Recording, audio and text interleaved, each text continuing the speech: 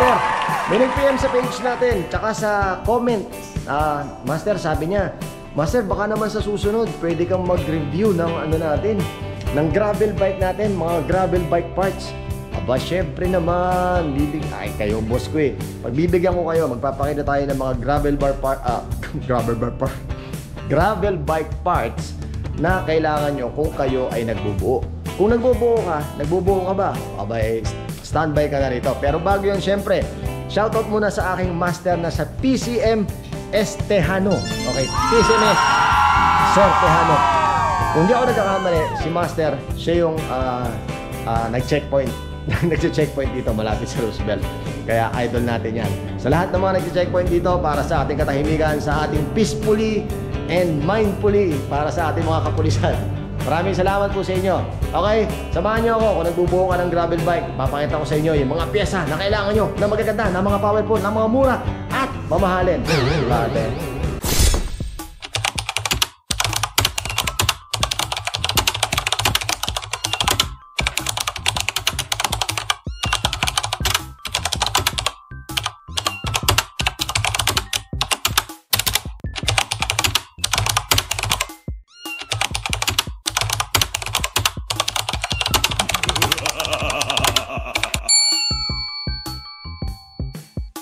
Oy, ayun na. Siyempre, master, kung nagbubuo ka, dito sa Roosevelt Bicycle Center, wala pa tayong available na gravel frame. Okay? Pero bukod dun sa gravel frame, kung meron ka ng gravel frame, papakita ko sa iyo ibang parts. Kagaya nito. Ayan. O master, itong aerobic natin na gravel, 50mm. 50 yung lapad niya. Ang ganda oh. Aerobic to mga master ha. At original made in Taiwan. Okay? So pwede mong gamitin pang gravel. Ito kasi nakapang disc brake na siya mga master. Kasi type, okay? Yan, aerobic, harap likod na yan mga master ha. Ang halaga nito mga master, kung mapapansin natin dito ay 23,700C. Okay, 24 at 24 holes. Pareho siyang 24 holes na aerobic. Bukod dyan mga master, meron din tayong aerobic dito na medyo mas mura ng kaunti. Okay? Pang 29er, pang 700C, pwede mo itong magamit. Aerobic, ang halaga nito mga master ay magkano nga ba to? 6,000. Okay, 6,000. Okay? Ito yan mga master, puntahan nyo lang dito. Aerobic. Okay? So, ayan, meron din dito. Ito, 29er to. Actually, mga 29er mga master ko, i-convert mo rin naman siyang 700C. Pwede rin naman siya. Okay? At bukod doon, syempre mga master, meron din tayo mga manibela dito. Okay? Mga manibela natin. Okay.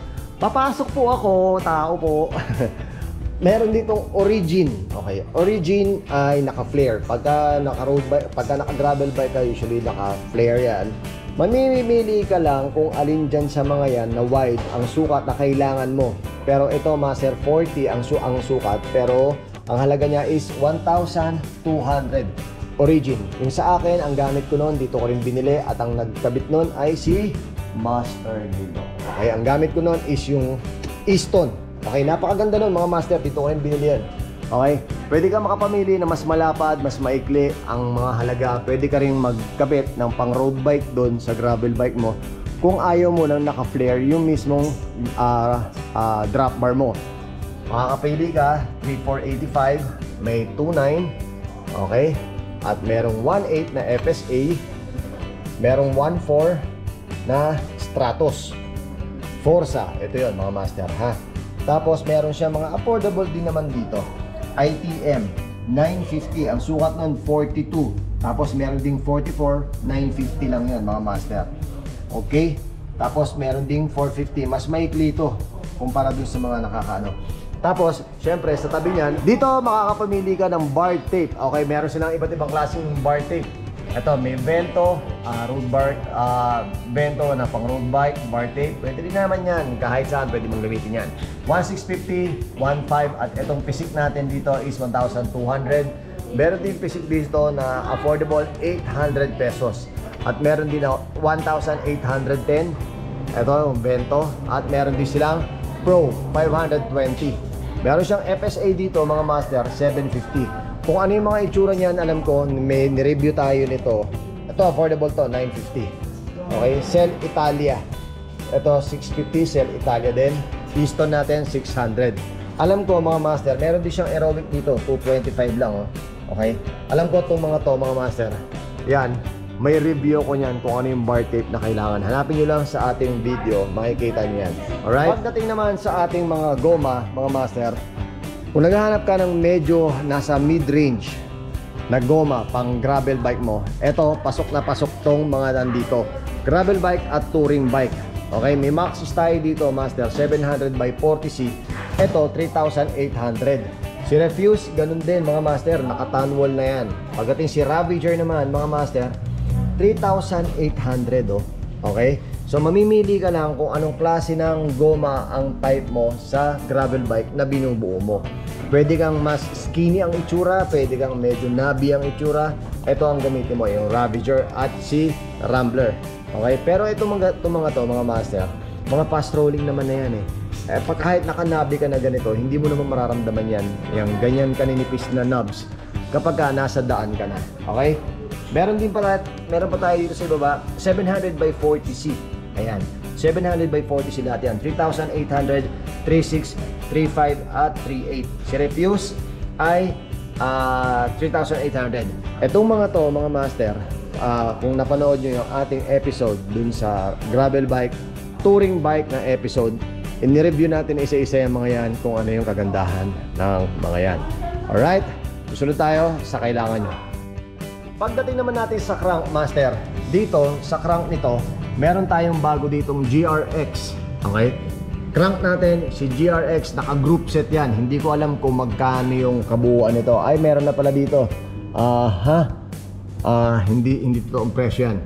Ito, GRX na to, 1x setup is 42 teeth. Okay, ito yung mga kasama niya.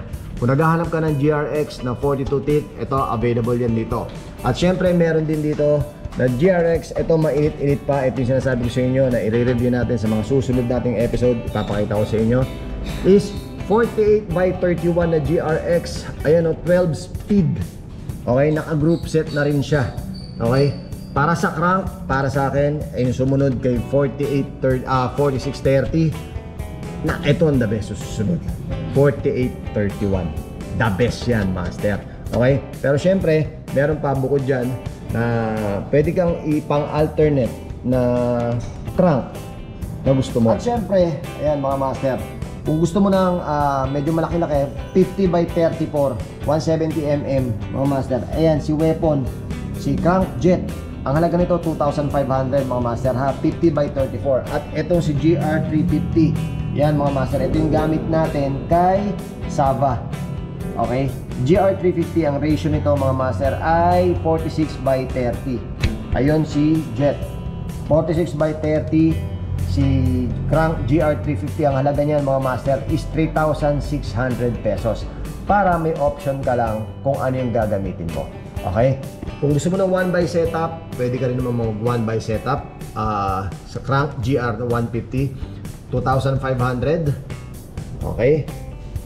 At eto naman, si Weapon Crank GR250, 2,600. Tapos kung ang kailangan mo naman chain natin mga master, yan, nagbubuo ka 1650, 11 speed HG to mga master ha, HG yan. Kung yan ang kailangan nyo, meron siyang 12 speed, meron siyang 10 speed. Ang 10 speed natin 1250, puro HG to mga master ha. 9 speed, 8 speed. Ang 9 speed natin is 950, 990. Tapos ang 8 speed natin 980. Okay, bukod dyan, kung may iba pa kayong kailangan, RD rin, meron din tayong RD rito. Tapos ang 12 speed natin is 3,200. Okay, kung meron pa kayong mga kailangan dito, sabihin nyo lang sa akin. Sa mga headset natin mga master, alamin mo lang kung ano yung sukat ng frame mo. Kung tapered, non-tapered, tapered to non-tapered, tapered to tapered, o tapered to non-tapered. So, iba't ibang sukat ang headset na kailangan mo. Pero bibigyan ko kayo ng idea kung magkano ang presyo ng mga headset natin dito. Itong si Aerowick is 295. Itong si ano to? Anong tatak nito? Anong tatak mo? Mountain Peak ay 450. Okay? May 580 si Cole. Ito si Cole ang gamit ko. Ito 450 si Weapon din, meron din si Weapon 550. So sila Bichi meron din 880. Okay? So pili ka lang, depende, alamin mo lang yung sukat ng frame mo. Kung hindi mo pa alam yung sukat ng frame mo, pumunta ka na lang dito. Ito si Nico Bawa 880. Okay, si Cube 780. Lahat ng mga sukat ng frame meron sila dito. Kaya kung hindi mo kabisado yan, pumunta kayo dito o kaya mag-PM kayo sa page and then ipakita nyo yung picture. Then para magpa-deliver kayo, mag-usap kayo kung paano yung mapapa-deliver, kung ano yung kailangan nyo. May expert tayong mechanic dito para mag-assess kung alin nga ba yung inyong kailangan sa inyong bisikleta. Alright? Oh, at ito pa, stem naman mga master. Ito yung mga mahahabang stem. Okay, baka kailangan nyo ng mga mahahabang stem. Nandito, meron tayong presyo dito 500 pesos, 90 na yon. 90 mm na yung haba nya. Okay? Meron din ditong mga iba't ibang sukat pa. Baka may magustuhan kayo. Iba't iba din ang mga presyo nito. Tapos, ito, medyo si Zip. Medyo powerful tong si Zip. 2,400. Meron siyang iba't ibang klaseng sukat. Ang clamping nito mga master is 31.8. Okay? Meron siyang 3,000. Meron siyang 2,400. Okay? Mamimili ka ng kung anong kailangan mo. Tapos meron din FSA. Ang FSA natin is 1,800. Tapos meron din tayong Control Tech. Tama ba? Control Tech to? Control Tech. Control Tech ay 1,990 mm. Tapos yung token naman natin, hindi pang ano to hindi pang time zone. Token. Tsaka ito yung nag-Hadouken Okay, negative 80 mm. Naka-negative to 1,500. Tapos yung kabila 70 mm ay 1,500 para sa ating Tapos ito may Control Tech din dito. Ang halaga nito is 1,800 pero 80 mm siya. Okay? Iba't ibang sukat, same price. Alright? Tapos meron ding KCNC 4,500. Napaka-powerful ng inyong gravel bike pagka yan ang gamit nyo. Okay? Tapos syempre yung mga upuan. Ayan, nag-review na rin tayo ito. Halos kung saan kayo komportable. Ayan, makikita nyo naman. CP6 is 5,500. Okay? P6 5,500. Meron siyang 4,900. Cell Italia, ay 9,000. Pambenta ng kidney yan mga master. Tapos meron din tayo iba mga Cell Marco dito. Ayan ay 3,000 made in Italy. Meron din 3,000 dito. SR 1,300. Ayan. Tapos C Pro ay 2,925. Ayan, makakapamili ka dyan. Kung ano yung trip mo, kung ano yung pasok sa seat bone mo, pwede yan. Okay? Pero, kung gravel bike ang gusto mo, eto, may mga nakasetup na kagad tayo dito. Okay? Meron ng CLB 3.2. Ayan, mga master. 18,000 lang yan, mga master Si Trinks. Okay, nakatubay siya. Sa mga susunod nating episode, ipapakita ko sa inyo kung ano yung specs nito. Okay? So, ayan ang ating mga gravel bike. Meron pa ditong gravel bike. Ito. May nag-correct sa atin dito. Hindi daw Yamis. Yamis daw yan. Ibig sabihin, ano nga ba? Nakalimutan ko na. So, si Yamis. Okay? Si Yamis ay 85,000. Ang ano yan is Renegade. Ang model niyan ay Renegade. Tapos, sa pang model niya, si Yamis. Ito kulay black. Renegade din to pero iba nga lang ang naka-components dito. Ang halaga nito mga master ay 48,000. Alright? O paano? Yun lang yun. Kita nyo naman. Yun lang yun, di ba ate? No? Puntahan nyo natin si ate. Napakabait nito ni ate. Alam mo sa sobrang bait ni ate, i-assist ka kahit saan. Right? So ngayon, ayun lang mga master. Kung ano pa yung kailangan nyo, mag-comment ka lang dito at sabihin mo lang sa akin, baka may kailangan ka, wag lang pera, wag lang jowa, dahil wala tayo doon. At namumblema din tong kaibigan ko na to. Dahil ang papasko na, kita nyo, ang lungkot, di ba? Nalulungkot yan. Kasi malamig ang Pasko niya. Anyway, ayun na nga. Ayun, ito lang muna po tayo. Maraming tandaan.